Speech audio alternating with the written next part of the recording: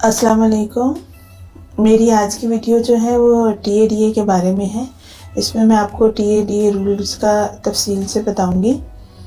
तो आइए वीडियो शुरू करते हैं। टीए रूल्स, इसका मतलब है travelling allowance rules. Travelling allowance, सबसे पहले देखते हैं कि ट्रैवलिंग अलाउंस क्या होता है। Travelling allowance is a kind of compensatory allowance granted to a government servant to meet personal expenditure necessitated by the special circumstances in which duty is performed। यानी travelling allowance एक तरह का compensatory allowance है जो कि government servant को दिया जाता है ताकि वो अपने पर्सनल जो उसका अखराजात हैं या ज़रूरियात हैं उनको पूरा कर सके, क्योंकि वो उन सर्कमस्टांसिस में होता है, उन ख़ास स्पेशल सर्कमस्टांसिस में होता है जिसमें उसको ड्यूटी परफॉर्म करनी होती है।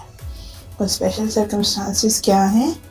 मतलब वो अपने घर से दूर होता है, वो एक नई जगह पर जाता है, आप उसकी ट्रांसफ़र कर देते हैं तो वो एक नई जगह पर जाता है, वहाँ पर उसको सेटल होना होता है।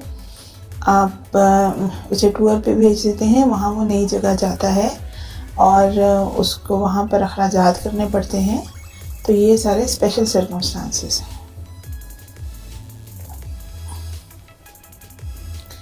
Nature of journeys, nature of journeys कौन कौन सी होती हैं जो कि एक गवर्नमेंट सर्वेंट को परफॉर्म करना पड़ती हैं during service. A government servant may require to perform a journey on, number 1 तो है जी टूर।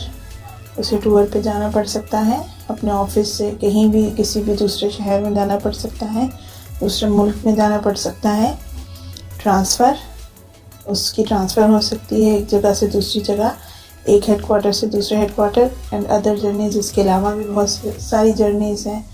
मतलब उसको मेडिकल की ट्रीटमेंट के लिए कहीं जाना पड़ सकता है, उसको कहीं दूसरी जगह ज्वाइन करने के लिए जाना पड़ सकता है, ड्यूटी ज्वाइन करने के लिए जाना पड़ सकता है, उसको आफ्टर रिटायरमेंट अपने घर में शिफ्ट होना पड़ सकता है। यानी ये सारी अदर जर्नीज़ में आती हैं। He will be entitled to claim travelling allowance according to his entitlement. अब वो जो एंटाइटल्ड होगा ट्रैवलिंग अलाउंस क्लेम करने का, वो अपनी एंटाइटलमेंट के अकॉर्डिंगली होगा। टूर, टूर का क्या मतलब है? टूर का मतलब है, tour means absence on duty from the headquarter of a government servant either within or with proper sanction beyond his sphere of duty. यानी आप अपनी ड्यूटी, जो आपकी रेगुलर ड्यूटी गवर्नमेंट ने जो आपको दी हुई है, आप उससे एब्सेंट हैं, आप वो परफॉर्म नहीं कर रहे हैं और आप अपने हेडक्वार्टर से एब्सेंट हैं।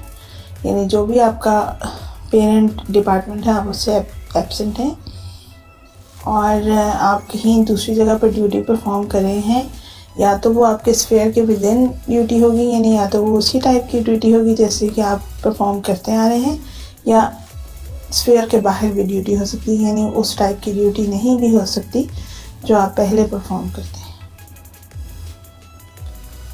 ट्रांसफ़र, ट्रांसफ़र का क्या मतलब है? Transfer means the movement of a government servant from one headquarters station in which he is employed to another such station.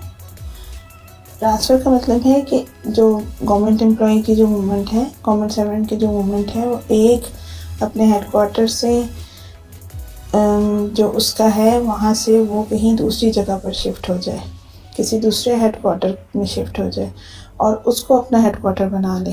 ठीक है, यानी आपने उसको ट्रांसफ़र कर दिया, आपने उसको अपने महकमे से किसी दूसरे महकमे में शिफ्ट कर दिया। अब वो महकमा जो है वो विद इन सिटी भी हो सकता है और जो है सिटी से बाहर भी हो सकता है।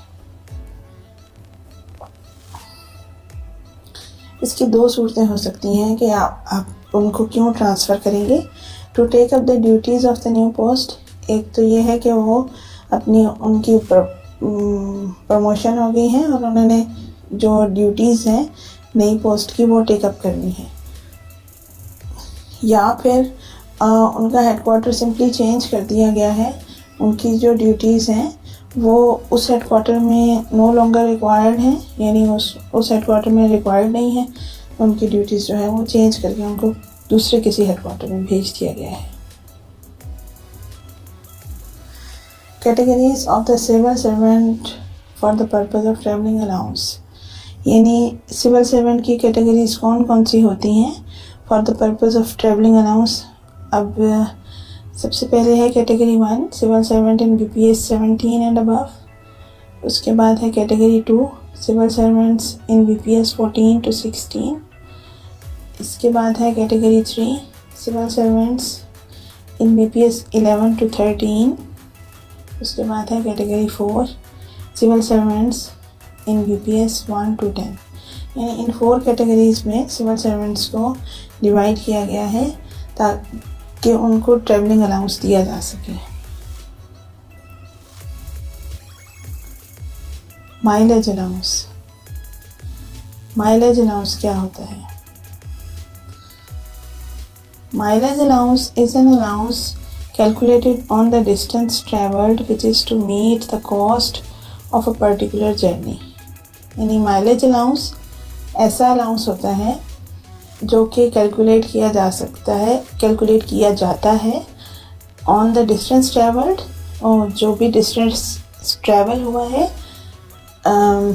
Which is to meet the cost of a particular journey, ताकि जो भी गवर्नमेंट सर्वेंट की जर्नी हुई है जिसमें उसको गवर्नमेंट ने नॉमिनेट किया था, उसको भेजा था, तो वो जितना भी उसने डिस्टेंस ट्रैवल किया है उसकी कॉस्ट जो है वो फाइंड आउट की जा सके। ये माइलेज अलाउंस होता है। The journey between two places should be performed by the shortest of the two और मोर प्रैक्टिकेबल रूट्स और मोर चीपेस्ट ऑफ सच रूट्स। यानी जर्नी जो है टू प्लेसेस के बिटवीन वो इस तरह से होनी चाहिए कि वो या तो सबसे छोटा रास्ता हो या सबसे ज़्यादा प्रैक्टिकेबल रास्ता हो और या फिर सबसे ज़्यादा सस्ता रास्ता हो माइलेज अलाउंस के लिए।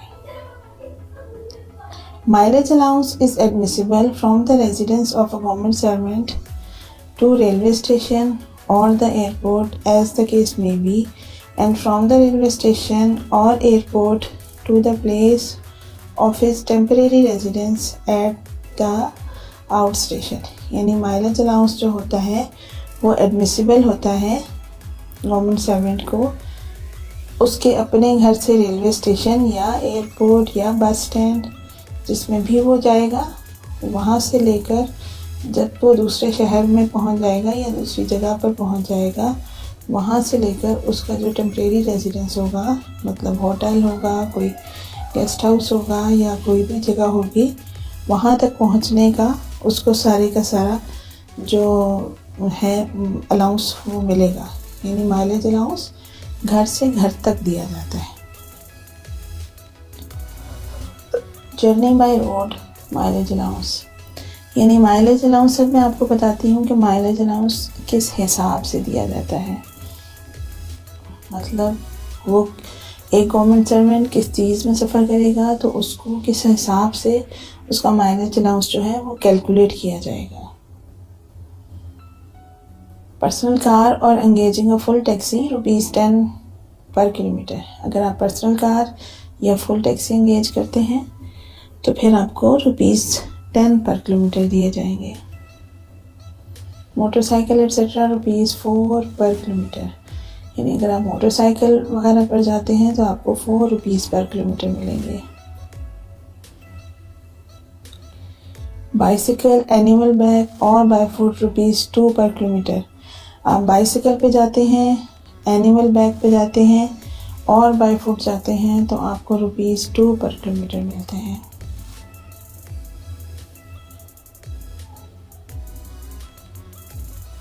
Public transport paying for hire on single seat basis. यानी अगर आप पब्लिक ट्रांसपोर्ट यूज़ करते हैं तो आप उसमें सिंगल सीट बेसिस पे पे करेंगे।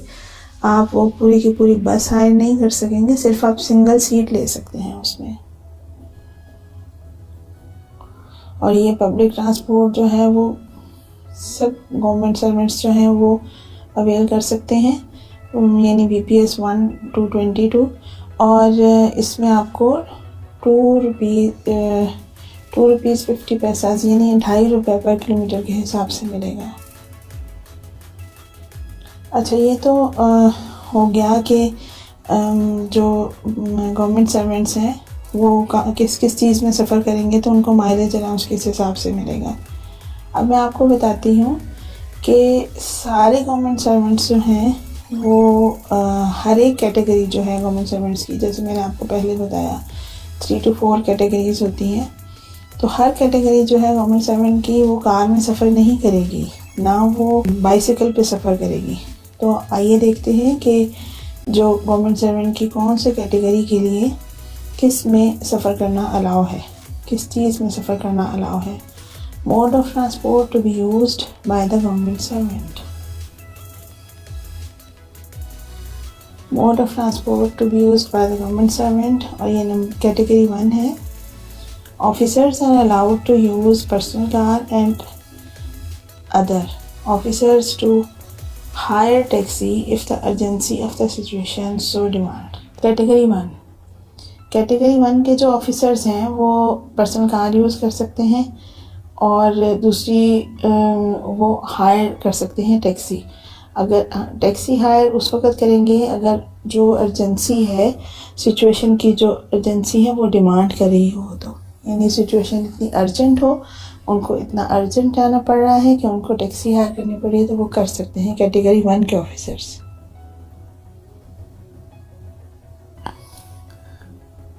दूसरा मोड ऑफ ट्रांसपोर्ट जो है वो है motorcycle and scooter. Category 1 and 2 to use personal motorcycle and scooter, यानी कैटेगरी 1 and 2 के जो ऑफिसर्स हैं वो मोटरसाइकिल और स्कूटर भी यूज़ कर सकते हैं। अब इसमें थर्ड है ऑल गवर्नमेंट सर्वेंट्स। सारे के सारे गवर्नमेंट सर्वेंट्स जो हैं bicycle and public transport paying on single seat basis, यानी साइकिल सारे के सारे गवर्नमेंट सर्वेंट्स यूज़ कर सकते हैं, वो चाहे कैटेगरी 1 के हों, 2 के हों, 3 या 4। और जो पब्लिक ट्रांसपोर्ट है वो भी सारे गवर्नमेंट सर्वेंट्स यूज़ कर सकते हैं, लेकिन वो मैंने आपको बताया कि वो एक सीट जो है वो हायर करेंगे, ना कि पूरी की पूरी बस या वैन। ठीक है। Reimbursement of toll taxes. जब हम जाते हैं मोटरवे पे या हम हाईवे वगैरह यूज़ करते हैं एक शहर से दूसरे शहर जाने के लिए, तो हम टोल टैक्स देते हैं। टोल टैक्स किस तरह से रीइंबर्स होते हैं। Officials travelling on official duty tour are allowed to reimburse toll taxes, यानी जो ऑफिशियल्स हैं वो अगर ऑफिशियल ड्यूटी पे होंगे या टूर पे होंगे तो वो उनको टोल टैक्सेस जो हैं वो अलाउ है कि उनको रीइंबर्स कर दिए जाए, उनको वापस कर दिए जाएं। Reimbursement of toll taxes is allowed on motorway paid by an officer while traveling on official duty tour by his own car subject to production of original receipt in broken thereof।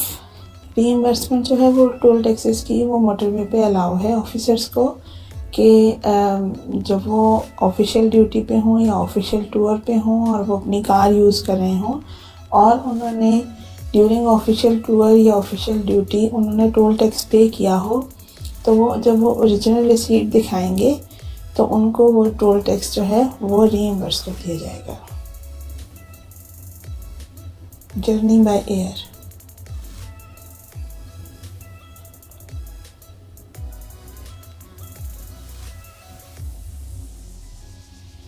It is permissible on tour and transfer, यानी journey जो है by air permissible होती है tour में भी और transfer में भी।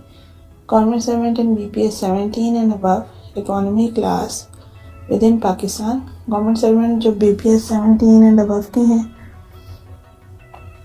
वो within Pakistan economy class में सफ़र कर सकते हैं। Federal secretaries, additional secretaries, incharge of ministry division, chairman, executive directors, members of the boards of public sector organizations are entitled to travel in economy plus class on PIA domestic routes। जो PIA के domestic routes हैं इन पे जो ये high profiles हैं, federal secretaries, additional secretaries, और ये जो मैंने अभी आपको सब बताया ये इकॉनमी प्लस क्लास में PIA के डोमेस्टिक रूट्स में अप्लाई कर सकते हैं। Competent authority may allow to non entitled officials, competent authority जो नॉन एंटाइटल्ड ऑफिशियल्स हैं उनको भी अलाउ कर सकती है, यानी जो बिलो ग्रेड 17 है, बिलो ग्रेड 17 है उनको भी अलाउ कर सकती है इन केस ऑफ अर्जेंसी और नेसेसिटी। अगर अर्जेंसी हो या नेसेसिटी हो, यानी या तो गवर्नमेंट को अर्जेंट कोई काम हो या फिर गवर्नमेंट की ज़रूरत इतनी बड़ी हो, तो वो उनको भी ये अलाउ कर सकती है by air travel. Use of airline, government servant on domestic tour have been allowed to travel by any airline। Government servants जो हैं वो डोमेस्टिक टूर पे वो किसी भी एयरलाइन से ट्रैवल कर सकते हैं। TA will be allowed on production of air ticket actually charged। TA जो है वो जो प्रोडक्शन है एयर टिकट की, जो प्रोडक्शन है यानी जब आप एयर टिकट प्रोड्यूस करेंगे वो जो एक्चुअली चार्ज्ड एयर टिकट है वो जब आप प्रोड्यूस करेंगे तो आपको TA दिया जाएगा।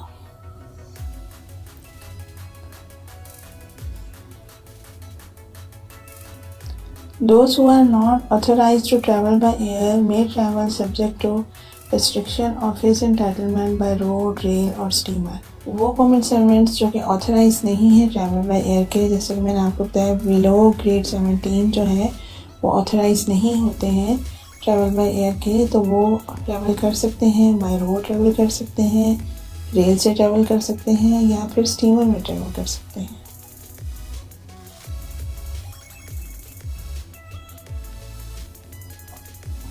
जर्नी बाय रेल,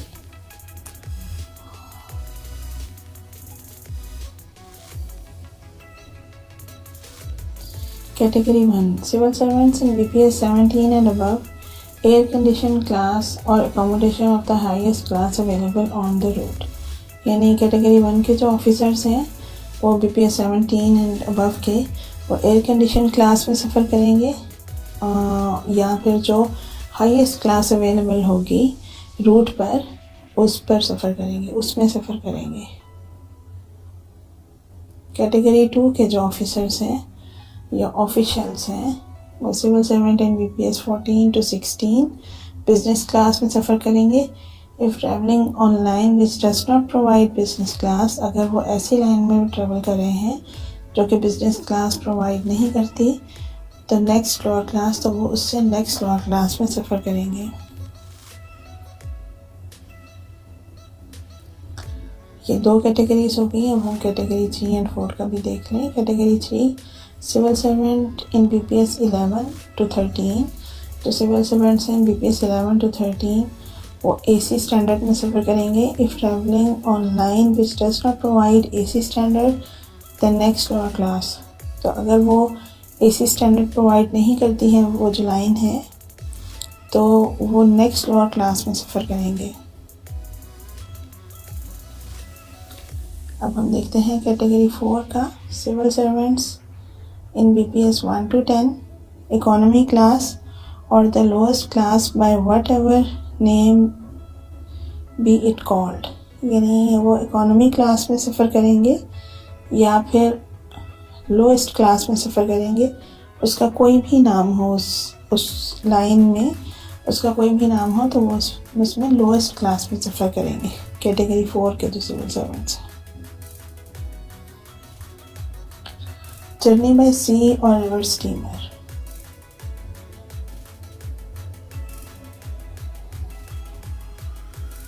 इसमें कौन कौन सी कैटेगरीज हैं। Government servant of first category जो है वो हाईएस्ट क्लास में सफ़र करेगी।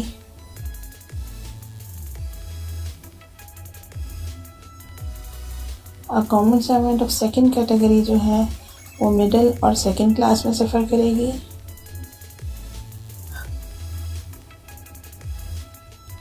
Government servant of third category middle or second class, if there are 4 classes तो वो थर्ड क्लास में सफ़र करेगी।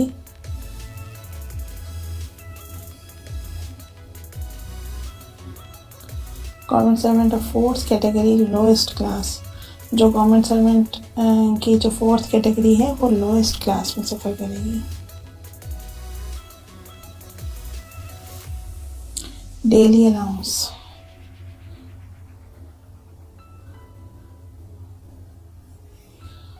daily allowance is a uniform allowance for each day of absence from headquarters and is intended to cover the ordinary daily charges incurred by a government servant in consequence of such absence. Daily allowance जो है वो एक ऐसा allowance है जो आपको हर रोज़ के लिए दिया जाता है जितने दिन भी आप हेडक्वार्टर से एब्सेंट हैं और कहीं और ड्यूटी पर हैं। और ये इस वजह से दिया जाता है ताकि आपके वो जो डेली चार्जेस हैं किसी और जगह पर रहने के, अपने हेडक्वार्टर से दूर होने के, घर से दूर होने के और किसी और जगह पर होने के जो आपके डेली चार्जेस हैं उनको मीट किया जा सके और आपको उसमें कोई परेशानी ना आए। यानी ये भी एक तरह का कंपनसेटरी ही अलाउंस है, आपको कंपनसेट करने के लिए दिया जाता है।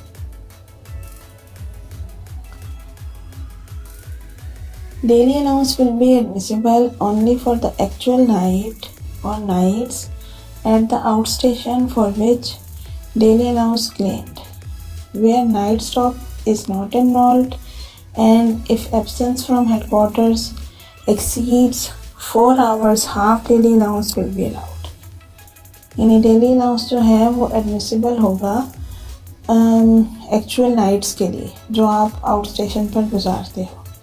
अगर नाइट स्टॉप इन्वॉल्व नहीं है, यानी अगर आप नाइट में स्टॉप नहीं करते हो, रुकते नहीं हो, वापस आ जाते हो, नाइट स्टॉप तो इन्वॉल्व नहीं है लेकिन आपकी जो हेडक्वार्टर से ड्यूटी, जो हेडक्वार्टर से एब्सेंस है वो 4 घंटे से ज़्यादा की है तो आपको हाफ डेली अलाउंस मिलेगा।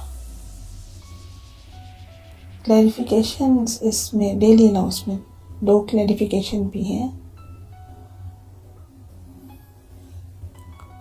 Daily allowance on domestic tour where stay for a night or more is involved will be admissible only for the night or nights spent at outstation. यानी डोमेस्टिक टूर का मतलब है कि with in Pakistan tour. अगर आप with in Pakistan tour पे हैं तो जितने दिन आपने नाइट स्टे किया है वो ही आपको एडमिसिबल होगा। जितने दिन यानी आपने नाइट स्टे आउट स्टेशन पे नाइट स्टे किया है वो नाइट स्टे ही आपको एडमिसिबल होगा, दिन का अलाउंस आपको नहीं मिलेगा। मतलब ये कि अगर आप आज जा रहे हैं कहीं पर और आप आज पहुंच जाते हैं, आपने आज ड्यूटी की है और आप आज वहां पहुंच गए हैं और आपने आज वहां पर ड्यूटी की है तो आप आज का दिन वहां गुजारते हैं, रात भी वहां पर गुजारते हैं, कल का दिन भी आप ड्यूटी में गुजारते हैं तो आपको जो डेली अलाउंस है वो सिर्फ आज की रात का मिलेगा। अगर आप कल रात को वापस पहुंच गए हैं वापस या आप आ गए हैं, आपने रात वहां पर नहीं गुजारी है तो आपको जो रात का डेली अलाउंस है वो नहीं मिलेगा।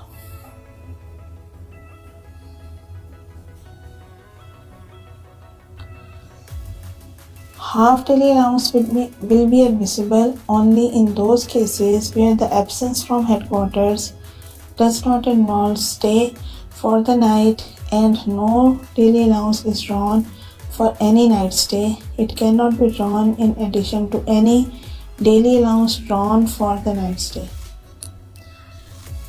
यानी ये मैं आपको पहले ही बता चुकी हूँ कि आपको हाफ डेली अलाउंस मिलेगा अगर आपने नाइट स्टे नहीं किया है और हाफ डेली अलाउंस भी उस सूरत में मिलेगा जब आपका जो हेडक्वार्टर से जो आपका एब्सेंस है वो 4 आवर्स से ज़्यादा की है तो उस सूरत में आपको हाफ डेली अलाउंस मिलेगा। अच्छा, अब दूसरी बात ये क्लैरिफाई कर रहे हैं कि आप एक हाफ डेली अलाउंस और एक फुल डेली नहीं ले सकते हैं।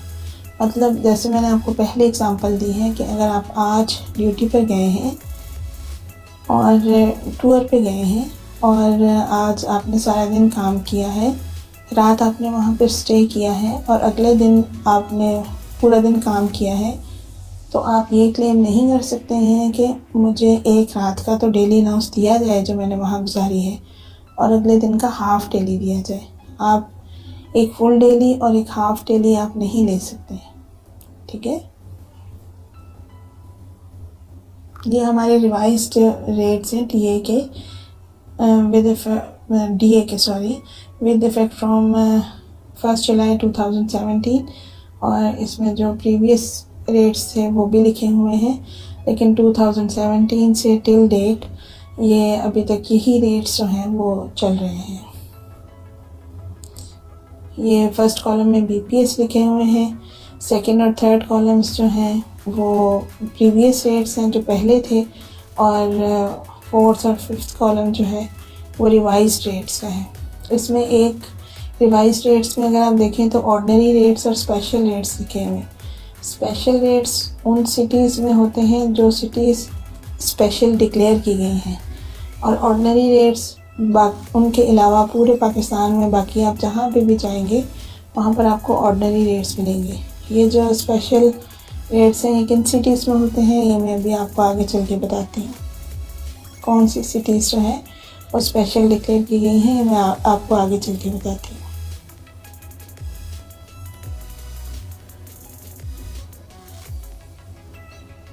Accommodation charges on official duty, यानी आपको अकोमोडेशन चार्जेस कौन कौन किस तरह से मिलते हैं जब आप ऑफिशियल ड्यूटी पे होते हैं तब। Government servant may stay in government guest houses, public sector corporations, rest houses and motels and hotels. They can claim room rent charges on production of receipt subject to 3 times of the DA in specified stations and 1.5 daily at non-specified stations। यानी government servant जो हैं वो stay कर सकते हैं government के guest houses में, public sector corporations, rest houses में एंड मोटेल्स में, होटल्स में, ठीक है। They can claim room rent charges and production of receipt. अच्छा, वो क्लेम कर सकते हैं रूम रेंट चार्जेस अगर वो रिसीट दें कि उन्होंने जहाँ पे वो ठहरे थे वहाँ पर उन्होंने खर्च किया है, और उसके क्लेम के जवाब में उनको जो भी उनका डीए अलाउड है उनको, यानी जो भी उनका डीए बनता है अकॉर्डिंग टू देयर बीपीएस, जो भी उनका डीए बनता है उससे उनको 3 टाइम्स जो है स्पेसिफाइड स्टेशंस में उनको डीए मिल जाएगा, और यानी रूम रेंट चार्जेस उसके मिल जाएंगे।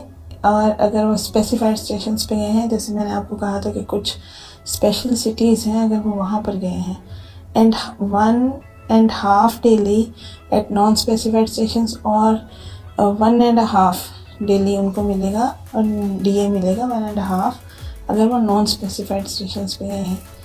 यानी उन्होंने रिसीट दे दी है अगर गवर्नमेंट सर्वेंट्स ने, तो रूम रेंट चार्जेस उनको इस हिसाब से मिलेंगे कि अगर वो स्पेसिफाइड स्टेशंस पे गए हैं यानी स्पेशल सिटीज़ में गए हैं तो उनको 3 टाइम्स जो है उनके डीए का मिल जाएगा। अगर उनका डीए अलाउ है उनको according to their BPS, for example उनका डीए 100 रुपीज़ उनको पर डे का अलाउ है, तो उनको रूम रेंट चार्जेस उसमें 3 टाइम्स यानी 300 रुपीज़ मिल जाएंगे। और अगर वो नॉन स्पेसिफाइड स्टेशंस पे गए हैं तो अगर उनको 100 रुपीज़ रूम रेंट अगर उनको 100 रुपीज़ जो है वो डीए अलाउड है तो उनको 1.5 डेली यानी 150 रुपीज़ उनको रूम रेंट चार्जेस मिल जाएंगे।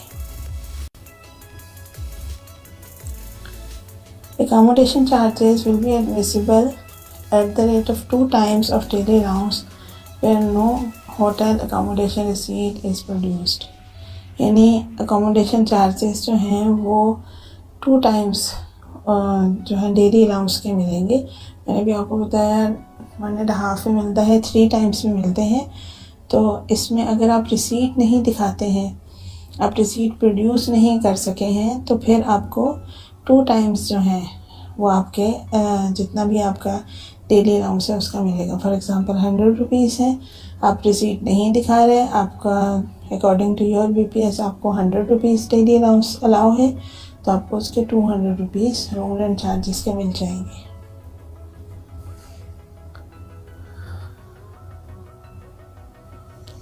The officers of BPS 20 and above staying in hotels may claim 50% of the additional amount exceeding the limit of their entitlement, that is, 3 times daily allowance on production of receipt at specified stations. ठीक है, यानी जो officers हैं BPS 20 के, ये मैंने आपको बता दिया कि आपको स्पेसिफाइड स्टेशंस पे रूम रेंट चार्जेस जो हैं वो आपके डेली अलाउंस के 3 टाइम्स मिलते हैं, लेकिन BPS 20 एंड अबव को 3 टाइम्स के ऊपर भी उनका 50% जो है वो और मिल जाएगा। ठीक है, यानी 3 टाइम्स तो आपका फ़र्ज़ करें ऑफिसर्स जो हैं वो BPS 20 एंड अबव को मिलने थे, DA जो है वो 100 रुपीज़ पर डे मिलना था, 3 टाइम्स इनके हो गए 300, और फिर उसके बाद इनको 50% ऊपर भी ये क्लेम कर सकते हैं, यानी इनको 450 मिलेगा।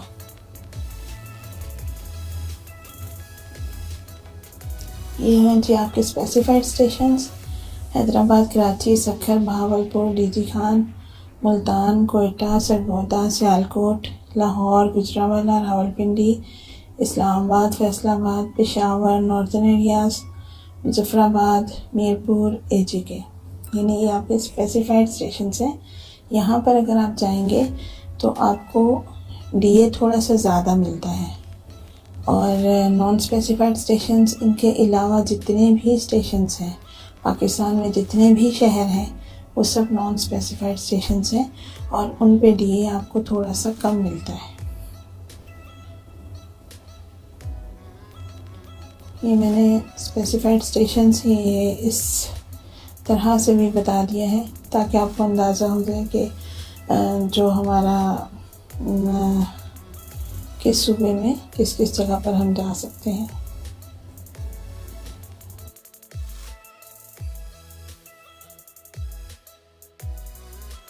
Two officials while on tour can share the accommodation and can claim half of the room rent restricted to each individual entitlement, यानी जो 2 ऑफिशल्स हैं वो अगर टूर पे हैं तो वो अपने अकोमोडेशन शेयर कर सकते हैं और फिर वो क्लेम भी कर सकते हैं, उनका जितना रूम रेंट है उससे हाफ का क्लेम कर सकते हैं, जितना भी हर एक की एंटाइटलमेंट है।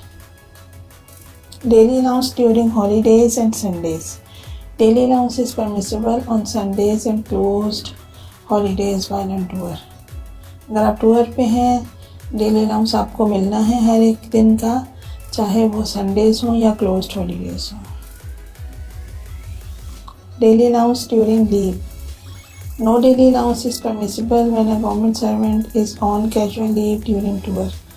आपको डेली अलाउंस परमिसिबल नहीं होता जब आप कैजुअल लीव पे हों during tour. Room rent charges when the night stay is not involved, अगर नाइट स्टे इन्वॉल्व नहीं है तो आपको रूम रेंट चार्जेस किस तरह से मिलेंगे। Half daily allowance is admissible to a government servant in addition to the conveyance charges whose absence from headquarters exceeds 4 consecutive hours on any day on official duty. Such period will be calculated from absence from headquarters or residence as the case may be, यानी आपको half daily allowance जो है वो admissible है। जैसे कि मैंने पहले आपको बताया, उस गवर्नमेंट सर्वेंट को जिसने अपना हेडक्वार्टर छोड़ा हो और 4 कंसेक्टिव आवर्स से ज़्यादा की वो ऑफिशियल ड्यूटी पर हो, ठीक है, तो वो हेडक्वार्टर से 4 कंसेक्टिव आवर्स हम लेंगे या घर से लेंगे, जैसा भी केस होगा अकॉर्डिंगली हम कैलकुलेट करेंगे। और room rent in above case is not permitted, और जो अबव केस है उसमें रूम रेंट जो है वो परमिटेड नहीं है। हाफ डेली अलाउंस परमिटेड है, as I have already told you.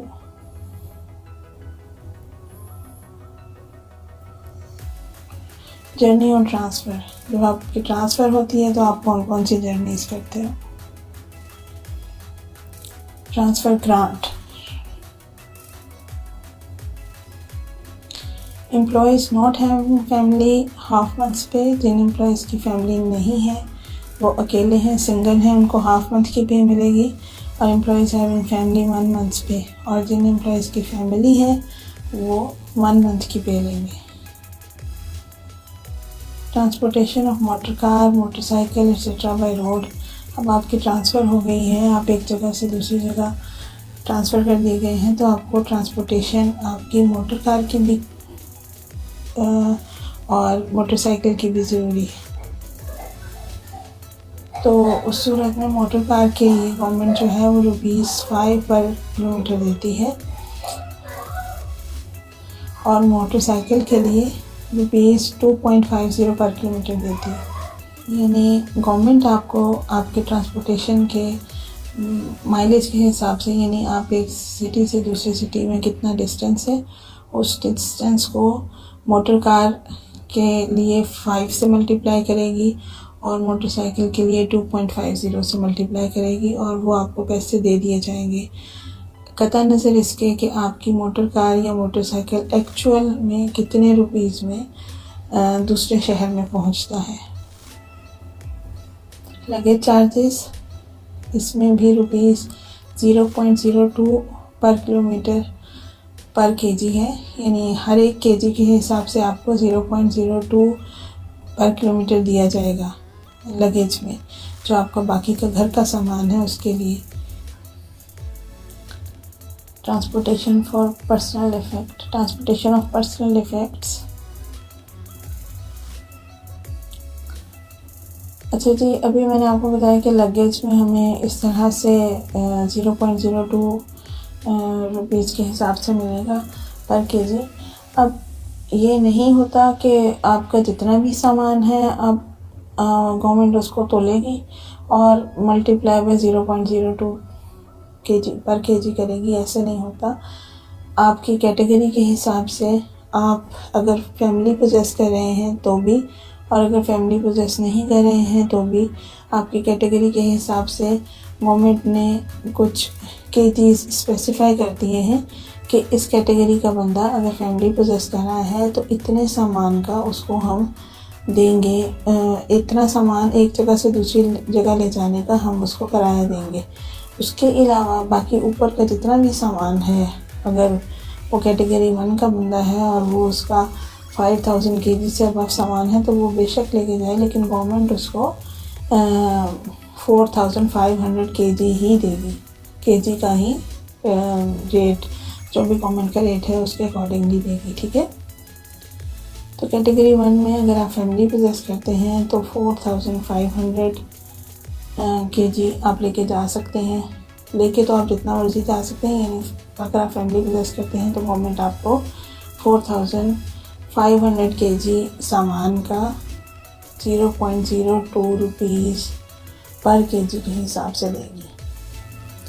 और अगर आप फैमिली पोजेस नहीं करते हैं तो गवर्नमेंट आपको 2240 केजी के हिसाब से पे करेगी, ठीक है।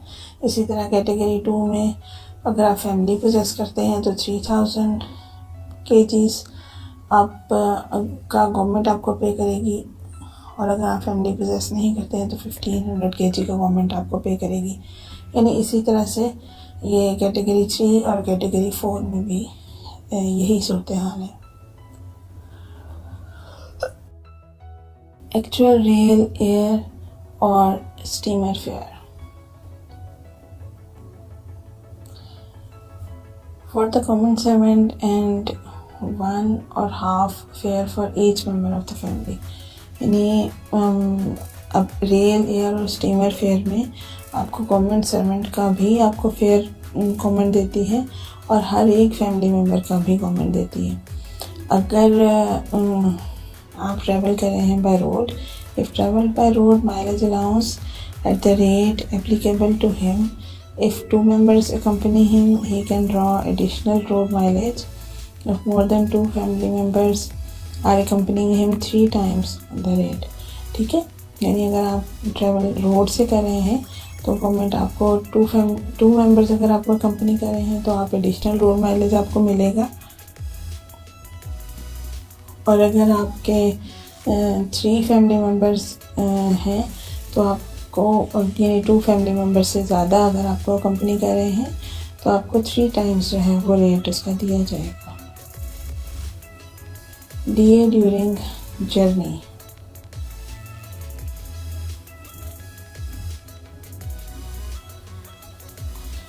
1 DA at special rate for every 480 kilometre of road distance to government servant, यानी 1 DA जो है स्पेशल रेट पे दिया जाएगा for every 480 kilometre of road distance to government servant.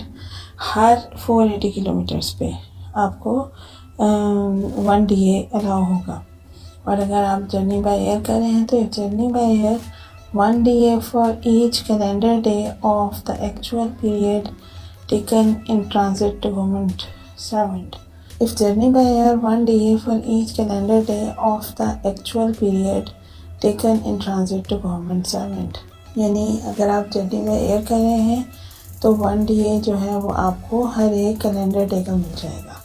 यानी अगर आपको जाने में 2 दिन लगते हैं तो आपको 2 DAs मिल जाएंगे। DA on arrival at the new place of posting. अब अगर आप न्यू प्लेस पे आए हैं, पोस्टिंग की न्यू प्लेस पे हैं, तो आपको DA कौन सा मिलेगा? 1 DA at the rate applicable to that station in respect to government servant and each family member above 12 years and half below 12 years for the day of arrival at the new place of posting। यानी अगर आपकी new place पे posting हुई है तो आपको 1 DA जो है वो आपके जो भी आपका स्टेशन है उसके हिसाब से आपको मिल जाएगा। यानी अगर आप किसी स्पेसिफाइड स्टेशन पे गए हैं तो उसके रेट थोड़े से ज़्यादा हैं, उस हिसाब से आपको 1 DA मिल जाएगा। और आपके हर एक फैमिली मेम्बर को भी 1 DA मिलेगा। जिन फैमिली मेम्बर्स की आपके 12 ईयर्स से ज़्यादा एज है उन मेम्बर्स को जो है वो फुल DA मिलेगा, और जिनकी 12 ईयर्स से कम एज है उनको हाफ DA मिलेगा। अदर जर्नीज़, अभी तक हमने देख लिया कि जो टूर है या ट्रांसफ़र है उसमें क्या क्या मिलता है। अब आइए अदर जर्नीज़ का देखते हैं। Journey of a newly appointed government servant. No DA is allowed to a government servant for the journey to join his first post in government service except appointment outside Pakistan, Gilgit और चित्राल। यानी newly appointed government servant को वो join करने के लिए, service join करने के लिए कोई भी DA अलाउड नहीं होता, एक्सेप्ट कि वो गिलगित या चित्राल जाए तो उसको ये अलाउ होगा। Journey on preceding or returning from leave. No TA is allowed, but under special circumstances be allowed by a competent authority। यानी इसमें लीव पर जाने या वापस आने के लिए कोई TA अलाउड नहीं होता, लेकिन अगर कोई स्पेशल सर्कमस्टांसेस हैं तो TA अलाउड हो सकता है, लेकिन उसके लिए कॉम्पिटेंट अथॉरिटी से परमिशन लेना पड़ेगी। If a civil servant is recalled to duty compulsorily, he is entitled to claim TA and DA for one-way journey only। अगर सिविल सर्वेंट है वो ड्यूटी पे रिकॉल किया जाता है, ड्यूटी पे वापस बुलाया जाता है और उसको ज़बरदस्ती वापस बुलाया जाता है। पहले आपने छुट्टी सैंक्शन कर दी और अब आप उसकी छुट्टी कट करके उसको वापस बुला रहे हैं, तो वो 1 वे का जो उसके वापस आने का है वो TA और DA दोनों क्लेम कर सकता है।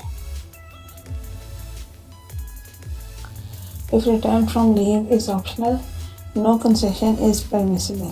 अगर आप उसके रिटर्न फ्रॉम लीव जो है वो छुट्टी पे गया है और आपने उसको खुद से वापस नहीं बुलाया है, वो अपनी मर्ज़ी से वापस आया है, तो वो कोई DA क्लेम नहीं कर सकता।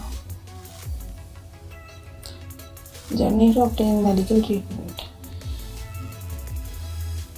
In case of member of the superior civil service or any member of their family, a medical officer first consulted and considers the case to be such serious or special nature that he is unable or unwilling to treat it.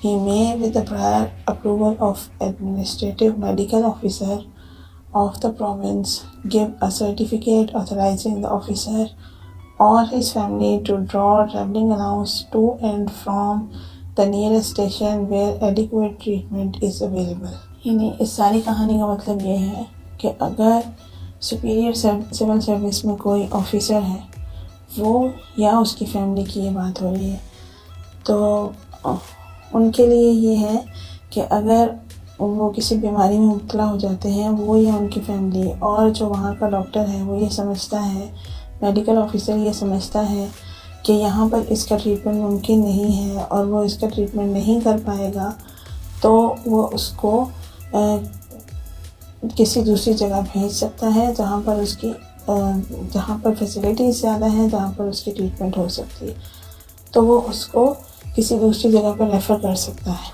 और ये refer कर सकता है with the prior approval of administrative medical officer, यानी जो administrative medical officer है province का, वो एक सर्टिफिकेट देगा और उस पर होगा कि हाँ भाई ये यहाँ पर ये फैसिलिटीज़ नहीं है, लेकिन फ़लाँ जगह पर नियरेस्ट जो स्टेशन है वहाँ पर ये फैसिलिटीज़ अवेलेबल हैं, तो आप अपनी फैमिली को या ख़ुद वहाँ चले जाएं और वहाँ ले जाएं।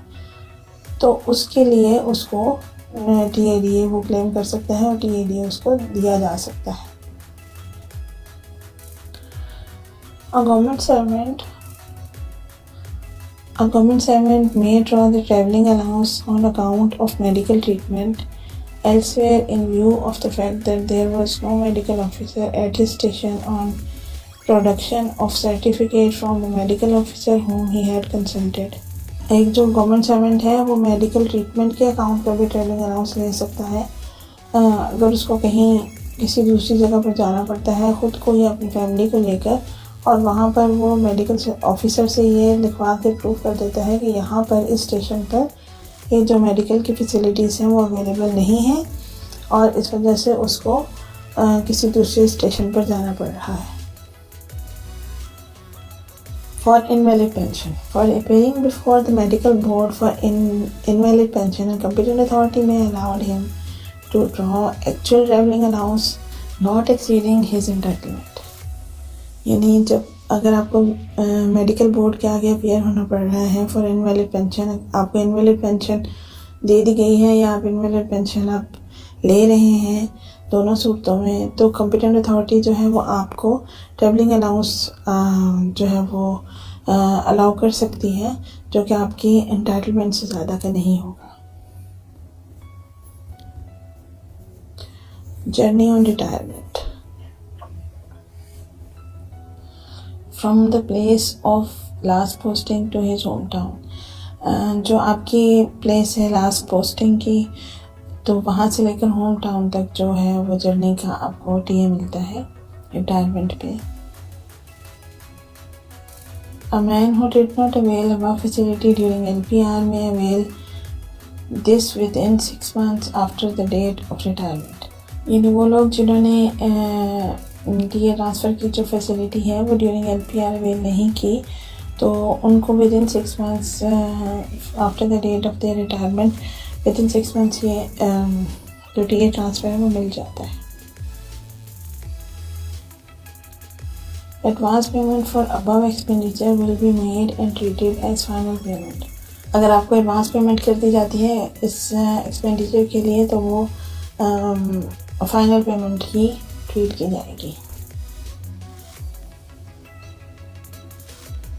Transfer grant as admissible on transfer from one station to other. Transfer grant आपको उसी तरह से मिलेगी जैसे कि एक ट्रांसफ़र होती है एक स्टेशन से दूसरी जगह, यानी घर से घर तक का आपको खर्चा मिलेगा और माइलेज के हिसाब से आपको माइलेज अलाउंस दिया जाएगा। Cost of transportation of personal effects, यानी इसमें आपके जो पर्सनल इफ़ेक्ट्स हैं, जो आपकी ज़ाती चीज़ें हैं, ज़ाती ज़रूरतें हैं, उनके ट्रांसपोर्टेशन के भी आपको पैसे दिए जाएंगे। जो मैंने आपको पहले रेट बताया है बिल्कुल उसी तरीके से।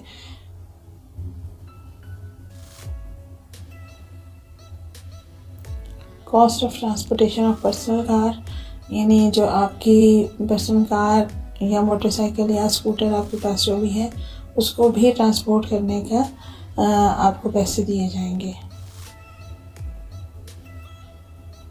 For journey by road mileage allowance shall be allowed at the rates applicable at the time of drawal of claim. अगर आप बाय रोड जर्नी कर रहे हैं तो माइलेज अलाउंस जो है जब आप क्लेम करेंगे तो उस टाइम पर जो एप्लीकेबल होंगे रेट्स उसके हिसाब से आपको दिया जाएगा। actual fare by rail or air of the class according to his entitlement immediately before his retirement for himself and for each member of his family। यानी जो एक्चुअल फेयर है रेल से या फिर एयर से, जो भी उसकी क्लास है उसके एंटाइटलमेंट के मुताबिक जो भी उसकी क्लास बनती है वो उसका और उसकी हर एक फैमिली मेम्बर का उसको दिया जाएगा। Travel assistance to the family of the deceased government servant। Facility of traveling transportation to the family of the government servant in case of death during service is the same as in the case of retirement। यानी जो facility है travelling की या transportation of the family की government servant की, वो बिल्कुल उसी तरह से है गवर्नमेंट सर्वेंट की फैमिली के लिए भी। उन गवर्नमेंट सर्वेंट्स के लिए जिनकी डेथ हो जाती है ड्यूरिंग सर्विस, उनकी फैमिली को भी वही ट्रांसपोर्टेशन की फैसिलिटीज़ और ट्रैवलिंग की फैसिलिटीज़ मिलेंगी जो कि उस गवर्नमेंट सर्वेंट को मिलना थी after retirement. Air travel to foreign countries. Booking can also be done through internet service without formal ticketing. जो बुकिंग है वो इंटरनेट सर्विस के ज़रिए भी इसमें की जा सकती है, फॉर्मल टिकटिंग की ज़रूरत नहीं होती। Under this system used tickets, E tickets plus boarding card shall be produced along with the TA adjustment bill. ठीक है, यानी आपको अगर आप इस सिस्टम में करते हो, फॉर्मल टिकटिंग नहीं करते हो, तो आपको जो ई टिकट्स हैं, यूज्ड एयर टिकट्स हैं प्लस बोर्डिंग कार्ड्स हैं, वो आपको प्रोड्यूस करना होंगे टीए क्लेम्स के लिए। ठीक। However, reasons for failure to do so should be recorded on TA bill by controlling officer of the office। यानी अगर आप वो प्रोड्यूस नहीं करते हो, आपके पास ये सब चीज़ें नहीं हैं और आप TA क्लेम करते हो, तो फिर आपके जो ऑफिसर हैं, कंट्रोलिंग ऑफिसर हैं, तो उनको इसकी रीज़न देना पड़ेगी। Thank you so much. उम्मीद है आपको आज की मेरी वीडियो अच्छी लगी होगी। अगर आपको मेरी वीडियो अच्छी लगी है तो काइंडली इसको लाइक कीजिएगा, शेयर कीजिएगा और मेरे चैनल को सब्सक्राइब कीजिएगा